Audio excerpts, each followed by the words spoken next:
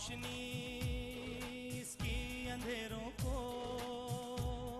मिटा देती है। जिंदगी अपनी ये घरों पे लुटा देती है। इसका मकसद तो है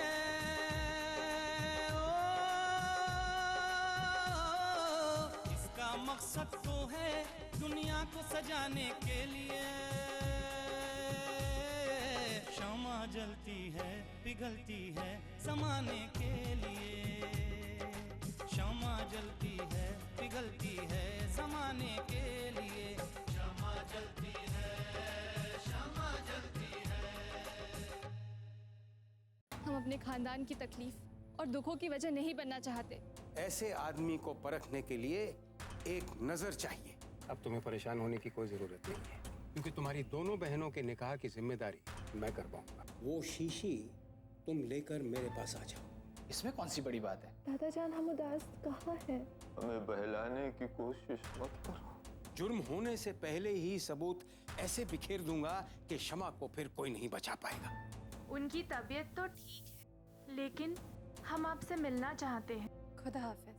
अब आगे आगे देखो होता है क्या?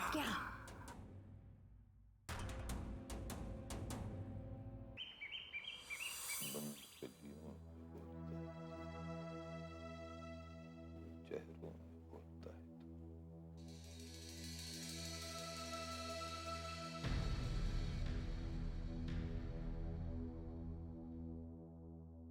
क्या बात है बहू? क्या हम आपकी इस मायूसी का सबब जान सकते हैं?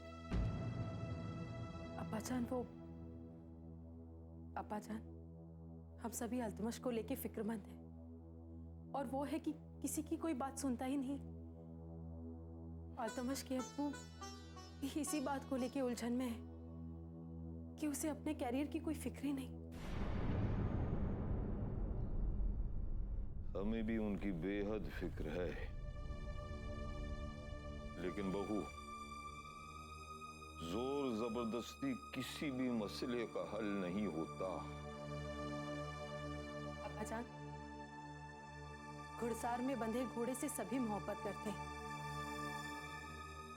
लेकिन घुड़सवारी करते वक्त कभी कभी उस पर चाबुक चलानी पड़ती है। क्या आपकी नजर में जानवर और इंसान में कोई फर्क नहीं? चार पैर वाले जानवर को बांधकर रखा जा सकता, लेकिन बच्चों को नहीं। घुड़सार में बंधे उस घोड़े की सोच जरूर है, लेकिन मर्जी नहीं। लेकिन हमारे बच्चों की सोच भी है और मर्जी भी। अब्बा जान, हमारे कहने का मतलब वो नहीं था। हम तो सिर्फ इतना चाहते हैं कि अल्तमश किसी भी तरह इस निकाह के लिए राजी हो जाए, ताकि वो अपने कैरियर की बुलंदियों को छू सके। अब्बा जान, क्या आप नहीं चाहते कि वो अपने कैरियर की बुलंदियों को छुए? वो हम भी यही चाहती हैं, बल्कि शबो रोज हम इसी बात की दुआ करते हैं। लेकिन तुम जिस कामयाबी की बुलंदियों की बात कर रही हो, कोई टूटे हुए दिल को लेकर उन बुलंदियों तक नहीं पहुंच पाता। दिल में मायूसी हो तो मंजिल हासिल करना बेहद दुश्वार है, और अगर हासिल हो भी जाती तो उसे हासिल करने की कोई खुशी नहीं रहती। अल्तमश के साथ जोर जबरदस्ती करने से बेहतर यही होगा कि हम दुआ करें, खुदा से दुआ करें कि वो अल्तमश के लिए एक नई राह खोले, एक ऐसी राह जिस पर चलकर अल्तमश अपने ज़मीर के साथ उन बुलंदियों तक पहुंचे। दुआ करो बहू, दुआ करो। सच्चे दिल से की गई दुआ खुदा जरूर कबूल करता है। या अल्लाह, एक तरफ अल्तमश है जो किसी भी तरह सोहा से निकाह नहीं करना चाहते, वो हमें भूलना भी नहीं चाहते, और हम उनका गम देखकर खुद को गमगीन होने से रोक भी नहीं पाते। और अब तो हमारी उदासी हमारे चेहरे पर दिखाई देने लगी है। हमने अपनी उदासी से दादा जान को भी उदास कर दिया है। या खुदा, ये कैसा इम्तिहान है। कुछ ऐसा कर दे कि अल्तमश का करियर संवर जाए। कुछ करिश्मा तू ही कर सकता है। कोई करिश्मा कर दिखा मेरे मौला, कोई करिश्मा कर दिखा। आमीन। आमीन। आप? खुदा हमारी ना सहे, लेकिन तुम्हारी दुआ कबूल करे। काश आपकी ये बात हकीकत में तब्दील हो जाए तो हमारा दिल खुशी से भर उठेगा। क्लिनिक जा रही हो? चलो मैं तुम्हें छोड़ देता हूँ। नहीं, क्यों? क्योंकि हम क्लिनिक नहीं जा रहे, हम किसी से मिलने जा रहे हैं। किससे? है कोई, उसका कोई घरेलू मसला है, पता नहीं हमसे क्या बात करना चाहता है। हम तो अपनी तरफ से उसे समझा देंगे, पर कहते हैं ना, एक छोटी सी गलती भी घर को तोड़कर रख देती है। अच्छा, हम चलते हैं। खुदा हाफिज। खुदा हाफिज।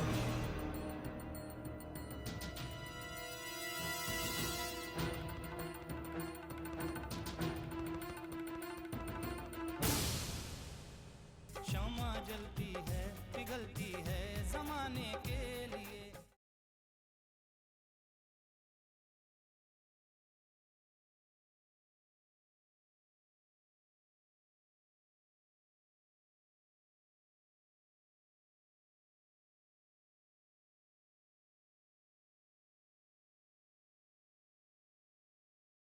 शम्मा जलती है, पिघलती है जमाने के लिए।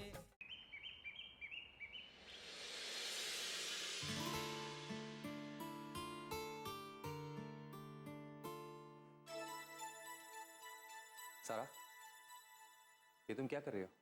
कल हम बाहर गए थे, लौटते वक्त ये कुछ तस्वीरें साथ ले आए, सोचा दीवार पे लगा दे। सारा, बच्चों की तस्वीरों से दिलों को बहलाया जा सकता है, लेकिन खानदान के चिराग नहीं जलाए जा सकते। तुमने हमें बहुत मायूस किया है। कितनी ख्वाहिशें थी मेरी अम्मी जान की तुमसे। क्या हम नहीं चाहते कि हम माँ बने? लेकिन मालूम नहीं खुदा की क्या मर्जी है। खुदा की जो भी मर्जी हो, जो भी, लेकिन फिलहाल तुम्हारी वजह से अम्मी जान के साथ साथ मैं भी बहुत मायूस हूं। पता है अम्मी जान को क्या लगता है? कि तुम हमारे खानदान को औलाद दे ही नहीं सकती। खुदा के लिए ऐसा मत कहिए, हमें खुदा पे बहुत भरोसा है, वो हमें जरूर औलाद देगा। कब देगा औलाद? जब सारी उम्मीदें टूट चुकी होंगी तब। ये बोल के तुम अपने दिल को तसल्ली दे सकती हो सारा, लेकिन अम्मी अब्बू और मुझे नहीं। भाईजान, भाभी जान ने शमा आपी की क्लिनिक में चेकअप करवाया था। क्या सारा, तुम शमा की क्लिनिक गई थी? हाँ, उन्होंने हमें बुलाया था। हमने सोचा कि एक बार चेकअप करा लेने में आखिर हर्जी क्या है, और अब तक तो शायद रिपोर्ट भी आ गई होगी। आप खुद एक बार उन्हें फोन कर। मैं फोन करूं शमा को? जो करना है तुम लोग करो, मैं कुछ नहीं करने वाला।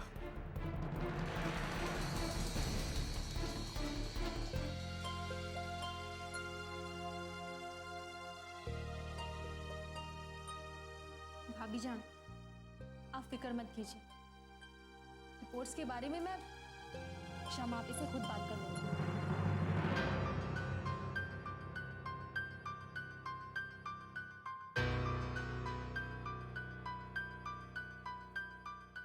अस्सलाम वालेकुम। वालेकुम सलाम। आपके दिमाग में क्या चल रहा है हम नहीं जानते, पर खून के रिश्ते होते और वो कभी नहीं मिटते। सची कहा आपने। अगर भाई जैसा कोई दोस्त नहीं होता तो भाई जैसा कोई दुश्मन भी नहीं होता। इसका मतलब आप अपने भाई को अपना दुश्मन मानते हैं? दोस्त समझने की वजह भी क्या है? मुझे बहुत अच्छी तरह पता है कि वो हमारे अब्बू की जायदाद के पीछे है। वो दिन रात इसी कोशिश में लगा है कि कब अब्बू वसीयत लिखे और वो पूरी जायदाद उसके नाम कर दें। ऐसा नहीं है। हमने हसन अली चाचा जान से बात की है। वो बार बार एक ही बात कहते हैं कि नासिर भी मेरा बेटा है।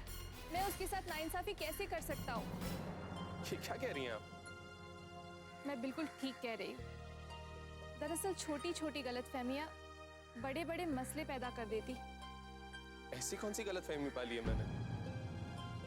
देखिए, मैं आपसे एक ही गुजारिश करूंगी, आप एक बार अपने भाई आबिद से बैठकर बात कर लीजिए। मुझे पूरा यकीन है कि आप दोनों के बीच की सारी गलतफहमियां मिट जाएगी। आप दोनों के बीच में जो दीवार है वो टूट जाएगी। बस मेरे कहने पर एक बार अपने भाई आबिद से बात तो कर लीजिए। ये बात आप आबिद से कह सकती हैं? नहीं, आपको ही पहल करनी चाहिए। आप ये कैसे भूल सकते हैं कि आप उनसे छोटे हैं? बात तो आप ही को करनी होगी।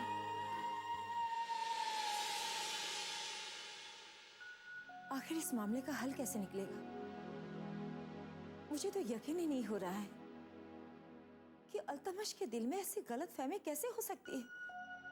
दिल तो मेरा भी नहीं मानता कि अल्तमश गलतफहमी में ये कह रहा है कि वो शमा को चाहता है, और फिर बेगम शमा की बात को झुटलाया भी तो नहीं जा सकता।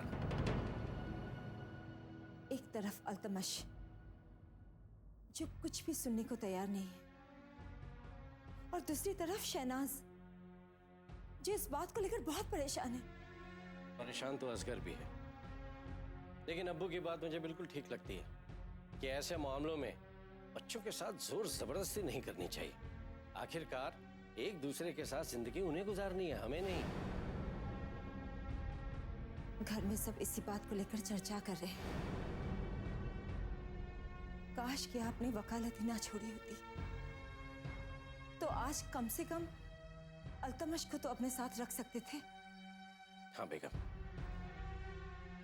लेकिन अब वो एक गुजरी हुई बात हो चुकी है, और हर बात के साथ उसूल जुड़े होते हैं, और मैं अपने उसूलों को तोड़कर जी नहीं सकता। शहर का जाना माना वकील होकर भी मैं एक बेगुनाह को कानून से नहीं बचा सका। बस उसी दिन मैंने फैसला कर लिया कि अगर मैं किसी को इंसाफ नहीं दिला सकता तो क्या मतलब है इस चोगे को पहनने का, और मैंने उतार कर फेंक दिया वकील का वो लिबास। लेकिन अब वो मेरे लिए एक गुजरा हुआ वक्त बन चुका है, उस पर बहस करने का कोई मतलब नहीं है बेगम। अब्बू! शबीना, रुबीना मैं समझ गया, तुम दोनों जरूर कोई खुशखबरी लेकर लौटी हो। जी अब्बू, हम दोनों का एडमिशन हो गया है। अरे वाह, खुदा का लाख लाख शुक्र है। देखा बेगम, मैं कहता था ना कि मुझे अपनी दोनों बेटियों पर नाज है। अब देखा, मेरा ये नाज हर दम कायम रहेगा। जी अब्बू। अब मैं चाहता हूँ कि तुम दोनों भी शमा की तरह कामयाबी हासिल करो, ताकि मैं फख्र से कह सकूं कि तुम दोनों मेरी बेटियां हो। शमा जलती है, पिघलती है जमाने के लिए।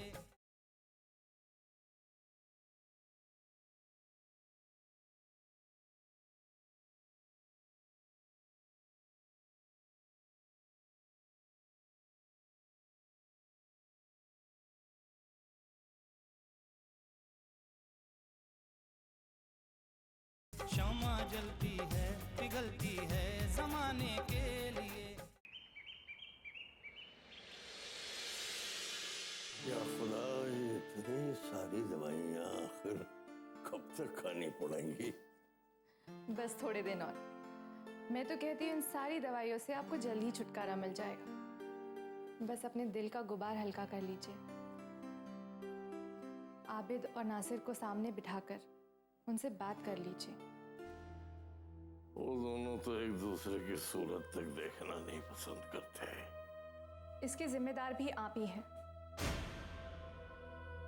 सोच समझकर आपको जो भी फैसला लेना है वो ले लीजिए। मालूम है, आज नासिर ने मुझे मिलने के लिए बुलाया था। मैंने उसे समझाने की कोशिश की। क्या कहा उसने? ऐसे हालात में हर किसी के दिल में एक कश्मकश होती है, पर आप अपनी कश्मकश से बाहर आइए। उन दोनों को ये बता दीजिए कि दोनों ही आपके बेटे हैं और जायदाद में दोनों का हक बराबर का है। ठीक है, लेकिन ये बातें यहाँ के माहौल में यहाँ तो हो नहीं सकती। यहाँ से तुम मेरी रिहाई करवा दो तो घर जाके मैं कोशिश करके जरूर देखूंगा। 1-2 दिन में आपकी रिहाई यहाँ से हो जाएगी। बस दवाई टाइम पर लीजिए। और ये जो दवा है, ये दवा आधी आज रात को खाने के बाद और बची हुई दवा कल रात को। जब तक यहाँ हूँ बेटा, तब तक तुम्हारी बात तो माननी ही पड़ेगी। आप आराम कीजिए। खुदा हाफिज। खुदा हाफिज। गुल्लू कहाँ है? कहीं बाहर गया, आता ही होगा। यार,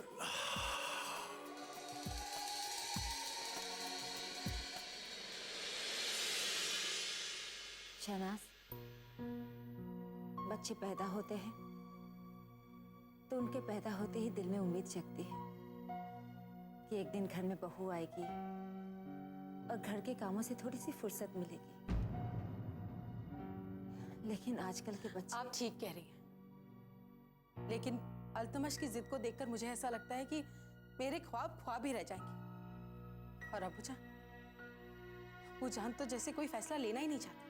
उन्हें तो हमारे ख्वाब दिखाई नहीं देते। नहीं बहू,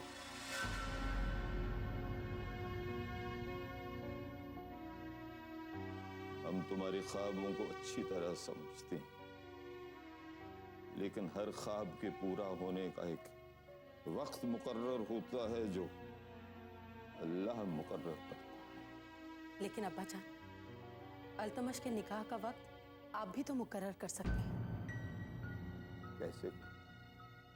कैसे करो? तुम दोनों अपने अपने ख्वाबों की बातें कर रही हो, बहुत अच्छी बात है, लेकिन असल में ख्वाहिश तो हमारी है। और कुछ ही दिनों में उनके यहाँ से बुलावा आने वाला है। क्या हमारी ख्वाहिश नहीं है कि हम बच्चों की शादियां देख लेते, उनका मुस्तकबिल संवरते देख लेते, अपने अल्तमश को एक बहुत बड़ा वकील बनता देख लेते। हजारों ख्वाहिशें ऐसी कि हर ख्वाहिश पे दम निकले, अधूरी रह गई हमारी ख्वाहिशें। लेकिन फिर भी हम अल्तमश को इस बात का एहसास नहीं दिलाएंगे कि कहीं हमारी खातिर वो समझौता करे।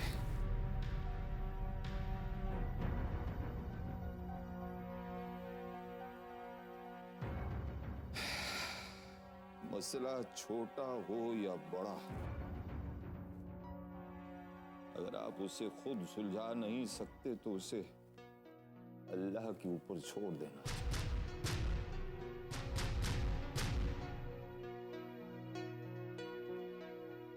खुदा पर भरोसा रखो, आज नहीं तो कल अल्तमश को खुद ब खुद हमारी अधूरी ख्वाहिशों का एहसास हो जाए,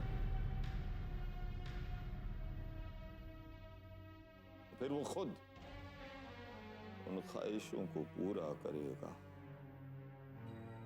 हमारे बच्चे खुद गरज हरगिज नहीं है, हम अपने बच्चों पर नाज कर सकते हैं।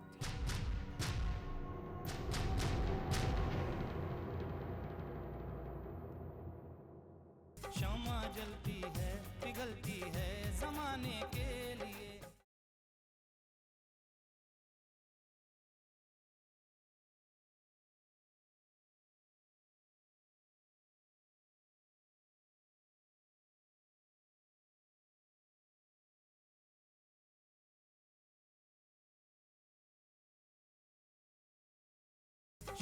जलती है पिघलती है जमाने के लिए।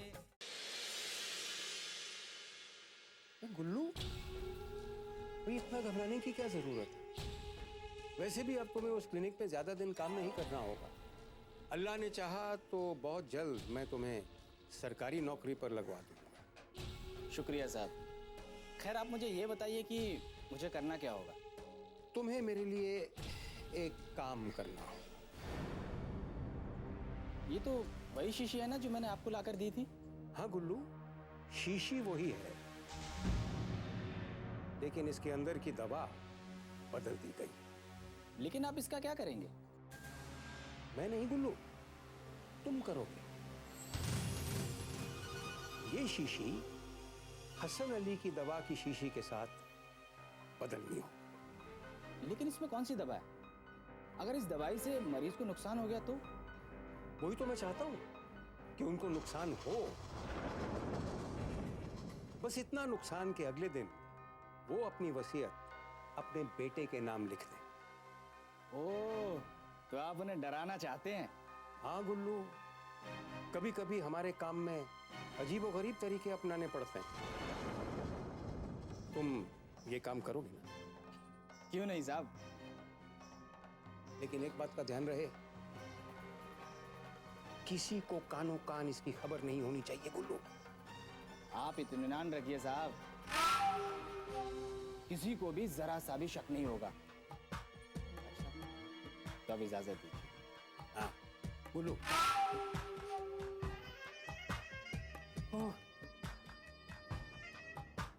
खुदा हाफिज। खुदा हाफिज।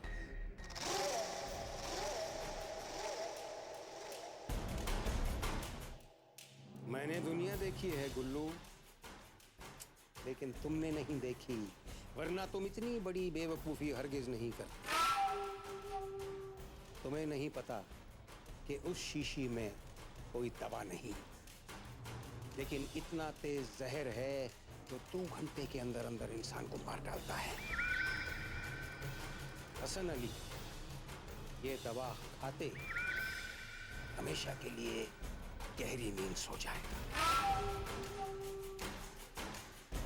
फिर उसके बाद